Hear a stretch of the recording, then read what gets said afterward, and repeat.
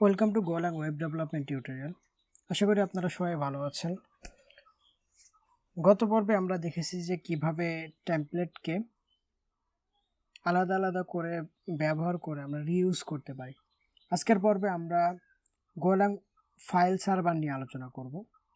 এজন্য আমি গত ভিডিওর ফাইলগুলোকে আমি আলাদা একটা ফাইলে নিয়েছি। আমরা এখানে দেখব যে ফাইল সার্ভার কি। তো আমি সর্বপ্রথম একটি ফাইল সার্ভার তৈরি করি, http.handle, এটা হোম রাউটে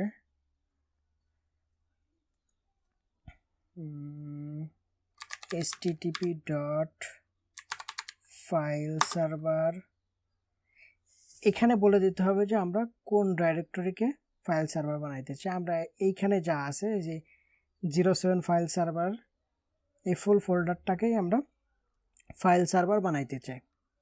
ওকে, http.dir মানে ডাইরেক্টরি, এখানে আমি বলে দিলাম ডট দিয়ে মানে same directory.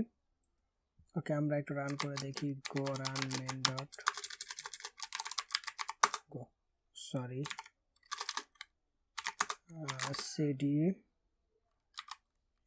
07 file. Okay, go run main dot go. হ্যাঁ, আমরা দেখতেছি যে এগুলো ফাইলগুলো শো করতেছে, যেমন এটা হোম ফাইল, এটা আমাদের মেন ডট গো আমরা দেখতেছি।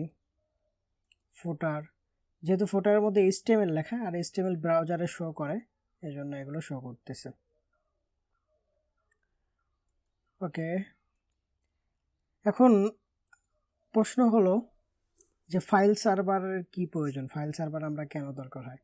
ফাইল সার্ভার দরকার হয় আমরা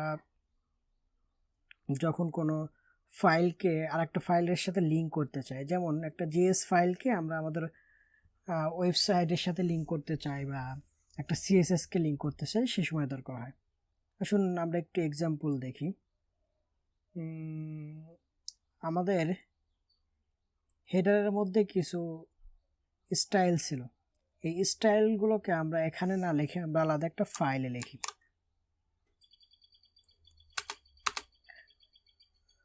এখানে style.css।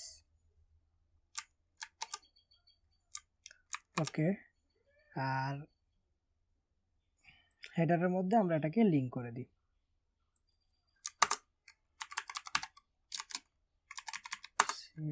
style.css।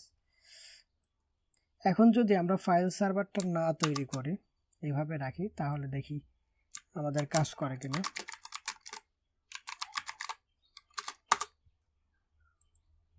আমি রাউটটা একটু চেঞ্জ করেছি, এটা হোম। ওকে, দেখেন আমাদের স্টাইলটা ঠিকমতো কাজ করে নাই। এটা ইনলাইন স্টাইল দেওয়া ছিল ফুটারে, এই যে ফুটারে আমরা হালকা স্টাইল লিখছিলাম। তো ওভারঅল আমাদের ফুল ওয়েবসাইটে CSS কাজ করে নাই। কেন করে নাই? কারণ আমরা একটু দেখি, আমরা ওয়েবসাইটটার পেজ সোর্স দেখি, এখানে দেখেন style.css পেজ নট ফাউন্ড, মানে এই যে আমাদের /style.css নামে কোনো ফাইল আমাদের ওয়েব সার্ভারে নেই। তো আমরা এখানে সহজ সমাধান হলো একটা ওয়েব সার্ভার তৈরি করে ফেলা। আমি এটাকে আনকমেন্ট করে দিচ্ছি।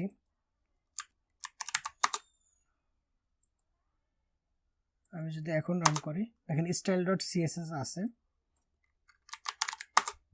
এখন কিন্তু আমাদের ঠিকঠাক কাজ করছে এবং style.cssটাও ঠিক মতো আছে। সেম জিনিসটা যদি আমরা স্টাইলটাকে একটা ফোল্ডারের মধ্যে রাখি, তাহলে কাজ করবে না। স্টাইল, এই স্টাইলটা আমরা স্টাইল ফোল্ডারের মধ্যে রাখি। এখন যদি আমরা এখানে বলে দিই /style,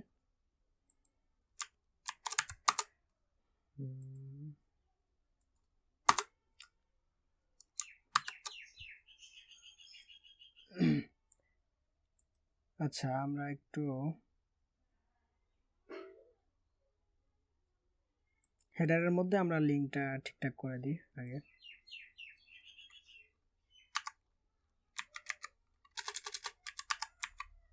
style/style.css ওকে।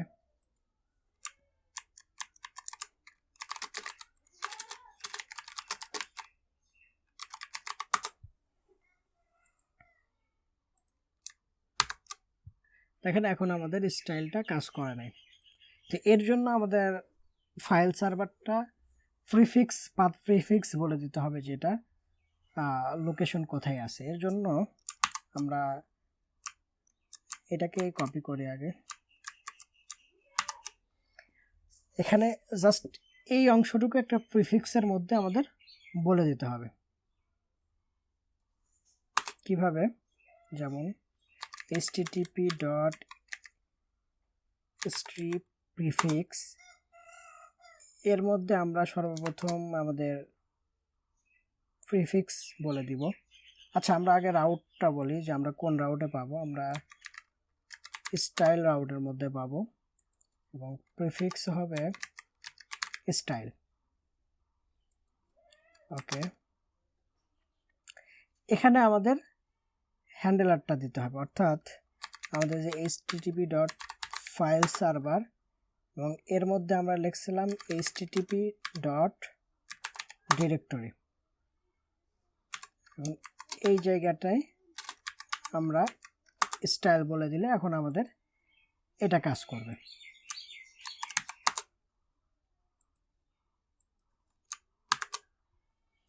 ঠিকঠাক কাজ করতেছে। এখন যদি আমরা এটা পেজ সোর্স দেখি, এই যে style.css এই যে স্টাইল রাউটের মধ্যে আছে। এখন মজার বিষয় হলো এই style.css আমরা যে ফাইলে রাখবো সেটাকে আমরা অ্যাক্সেস করতে পারবো।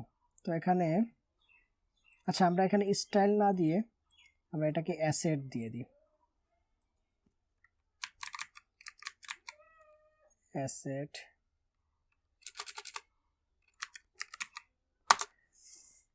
অ্যাসেটের মধ্যে আমরা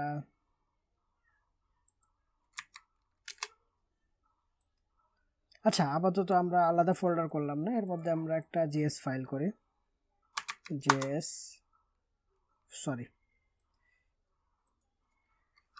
main.js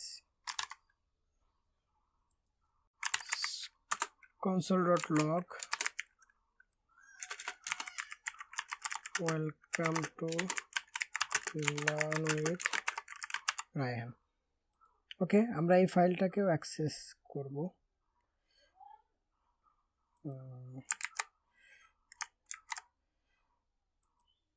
আমাদের পাথ ঠিক আছে, বাট এটা চেঞ্জ হয়ে গেছে। অ্যাসেট, ওকে, আমরা আবারও রান করি। এখানে main.js দিই, এই যে console.log welcome to learn with Raihan. আশা করি আপনারা বুঝতে পারছেন ফাইল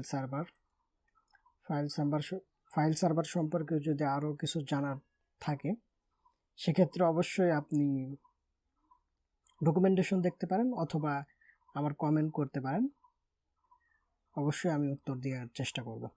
ভালো থাকবেন, সুস্থ থাকবেন, দেখা হবে আগামী পর্বে। আল্লাহ হাফেজ।